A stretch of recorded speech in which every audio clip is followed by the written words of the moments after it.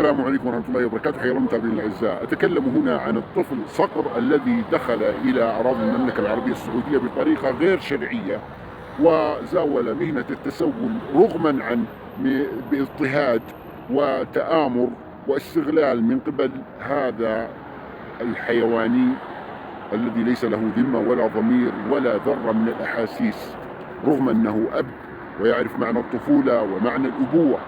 ومع ذلك الحمد لله حمدا كثيرا يقظت رجال الأمن في هذه البلاد العزيزة الكريمة الآمنة كانت له بالمرصاد، وفي خلال أقل من 24 ساعة تم القبض عليه وسينال جزاءه الرادع بإذن الله سبحانه وتعالى.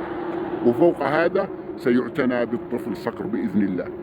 وهذا إنما يدل على شيئين أو استنتاجين. الاستنتاج الأول أن لا تغض الطرف عن أي متسول أو شحات يمثل أي جنسية، لأنه أولا يشوه صورة البلد ويشوه سمعة الجالية التي يعيشون في هذا البلد. الشغلة الثانية والاستنتاج الثاني يا إخوان، أين الأم؟ أين الأب؟ أين الإخوان الذين يرمون أطفالهم ولا يسألون عن رعيتهم؟ كلكم راع وكلكم مسؤول عن رعيته. أيرمى هكذا؟ لا تعرف أين هو وأين أراضيه وماذا يعمل؟ حتى لو كنت بالحاجة أو كنت بالحاجة، هناك جمعيات خيرية في بلدك، هناك فاعلين خير. طيب يعني أقل القليل اشحت وتسول في بلدك.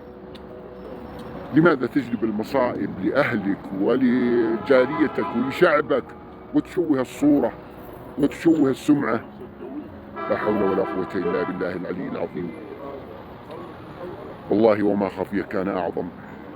هذا طفل، هناك نساء وعوائل بأكملها تتسول وتدني يدها للعطاء، لكن ماذا نقول؟ حسبنا الله إليه المشتكى ونعم الوكيل.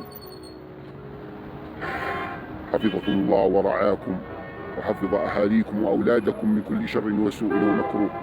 تحية كريمة إلى البواسل الشرفاء من أبناء هذا البلد وكل الوطن العربي.